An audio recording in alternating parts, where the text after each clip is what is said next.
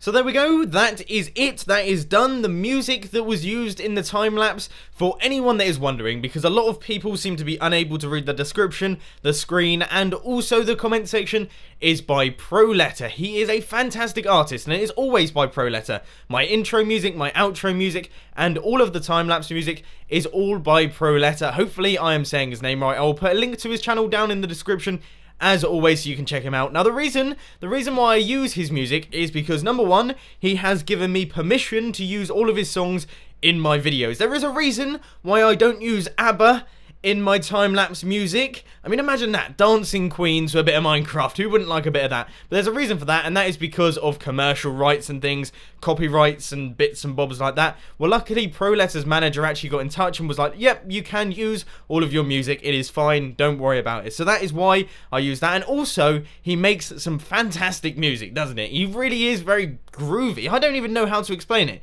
but it puts you in a good mood, and that is why I do it. But as far as this actual thing is concerned, yeah, it's quite nice. It looks a little bit flat, but it is a lot better than the original. I really like this. I especially like the water, adds a bit of animation to the build. That is what I like to see, and it especially looks pretty good from up top here. So I'm happy with this, but anyway, now we are going to be getting to work on some other things, perhaps doing a bit of decorating of these. I don't really know yet. I don't know what kind of order of tasks I've got going on, but hopefully it is something interesting. I have been doing just a little bit of research on YouTube, taking a look at various nano farms that are up there, and there are tons to choose from, but I have gone for one by a chap who goes by the name of Redeem. Now, I have been subscribed to this guy for absolutely ages, probably about a year, and he really does make some excellent videos, so I am glad that I'm actually using his one, but it is extremely simple. I've got pretty much all the resources required to build it in my inventory, so hopefully I can remember this one off by heart, but that doesn't usually happen, so let's take a look. All we need is a few dispensers and other various things, and you know what, I think I've actually put this a little bit too far forward, have I? Yeah, if we want to decorate it, it is a little bit too far forward, so we'll shift it all back a bit, just do a bit of clearing. It's alright because I've got a fairly high efficiency pickaxe. I don't know if I've actually got efficiency 5 on this one, which is why it isn't insta-mining. I actually prefer it when it doesn't insta-mine. It is so difficult to control when it's just flying through all the blocks. We'll just get rid of some of those, and alright, so we'll place it off like this. And I'm trying to sort of remember it in my head whilst building, which might mean that my commentary suffers a little bit because I'm not very good at thinking and talking at the same time. But I think we have 6 dispensers facing inwards like this, and then we have our jungle wood in there, and that is obviously so that we can place down our jungle beans, whatever you want to call them. And then on top, it really is quite easy to do. It doesn't use a lot of resources whatsoever. Hopefully I have my repeaters. Yes, I do. So that is 3 ticks there. And that will be powering the piston for the clock. And then it is just some redstone dust all the way along like that. There, and then a little bit of dust on the other side as well. And then if we just take a look around the back, I've left a little bit of space here so we can navigate around. We just place this redstone torch down here, and it should start up a little clock. But if we place down the redstone dust, I don't know if that is actually going to extend the piston. The design was done quite a long time ago, sort of 2 or 3 months, and there's been a few changes with redstone since then. So let's take a quick look. Yes, it does seem to be working. So now all we have to do is actually fill up all of these dispensers with bone meal and then start placing down our cocoa beans. And there we go, we've done it. So that was nice and easy, wasn't it?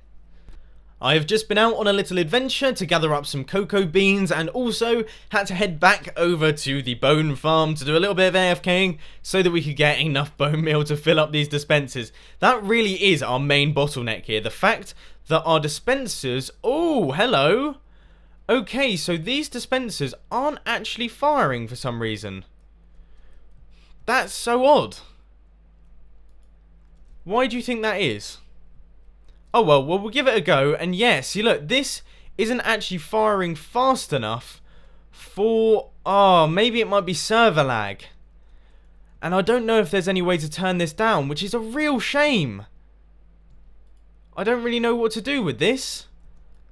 Oh, that's really annoying. Oh, no, now it's working. Okay, so we've had to slow it down a little bit. So it's nowhere near as efficient as it was originally, but it does seem to be producing a fairly decent amount of cocoa beans there. I am a little bit annoyed at the fact that we did have to slow that down because I originally built this farm because it was so ridiculously efficient. But as you can see, if we take a look at this chest, yes, we are gathering enough cocoa beans to keep us afloat. I don't know how many cocoa beans I plan on using, certainly not this many, but it is definitely producing enough. But like I say, it is a shame that servers seem to play havoc with any kind of high efficiency farm. But there we go, that is the name of the game, isn't it? So I just thought I would take a moment to let you know how all of the other automatic farms are going on in the base, because we build these farms all the time and then you never see anything from them again, you never see them actually working. So first off, we have got our melon farm, and as you can see, bam, it really is working very well. We have almost got a double chest full of melons, which is fairly impressive. And then underneath that, we have got our pumpkin farm, and that is also working just as well. I'm fairly happy with the rates over there anyway. We don't use that many pumpkins, so it's not really a big deal. But here is the main one. This is the one that completely blew me away when I took a look in the chest the other day. Here it is, double chest. And almost another double chest. We have got a huge amount of roast chicken, and that has all been automatically farmed. I haven't done anything since I built that, and we have just got absolutely tons and tons of roast chicken. It's definitely the best automatic farm I have ever built, so if you are considering building a chicken farm, do it. You will not regret it. It's amazing. I have got my building hat and boots and clothes back on because I have done a little bit more. This time I have added in a farm on the left hand side. So now we have 2 nano farms, 2 major farms, and then we have a seed farm and a normal everyday wheat farm all in one room.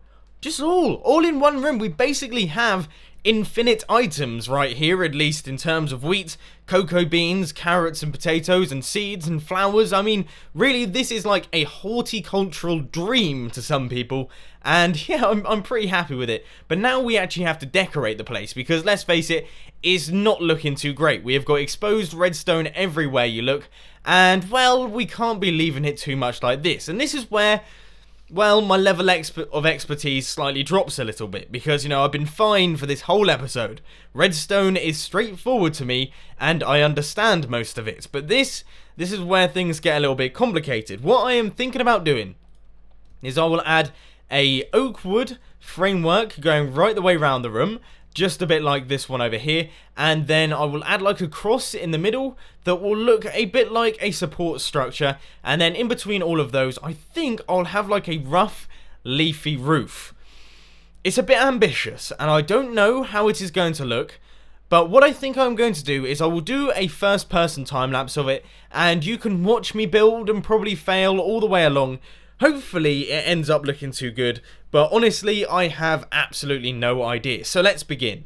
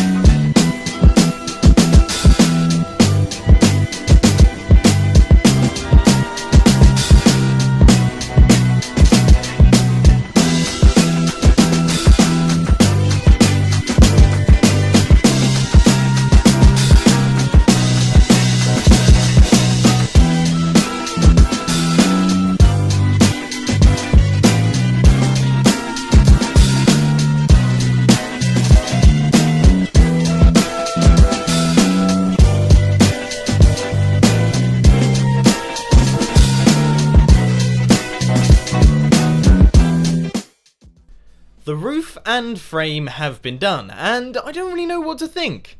I like it, I think. I think I like it. I'm probably going to get rid of all these torches. In fact, if we do that quickly on camera, you can see that it gets very, very dark up there, which isn't the sort of look that I want to go for necessarily.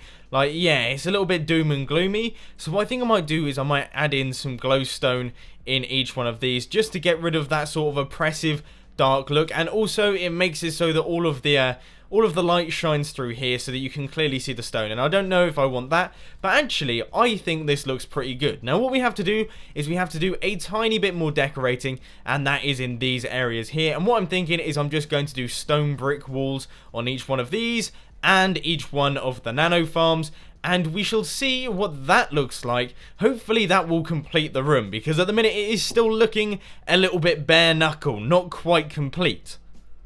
Now that I have done those additional details, I really like this room. I don't know why. I have no clue why I like this so much. I think it's because we come through this nice clean and pristine hay bales type place, and then we just step through and it is like a jungle forest. I don't know. I can imagine that some of you are going mental in the comment section saying that you hate it and you're never watching one of my videos again. and I can completely understand that some of this might not be to your taste, but I really do like the way that this looks. And I'm just doing a few of the finishing touches here, replacing some of the blocks that I have missed in the decoration process. But would you agree? Please let me know, do you like the look of this room? If we take a look at it from this angle, and we take a look at it from this angle as well, the other corner, I feel like this is pretty cool, and I'm actually very happy with this project. This whole farm building thing has been really great fun, got me right back into survival redstone, and I am happy that I did it. But unfortunately, that is all I've got time for today, folks. So if you enjoyed this video, please be sure to hit that like button, and if you really loved it, then make sure to subscribe. But thanks for watching, guys. This has been Mumbo, and I'm out. I'll see you later.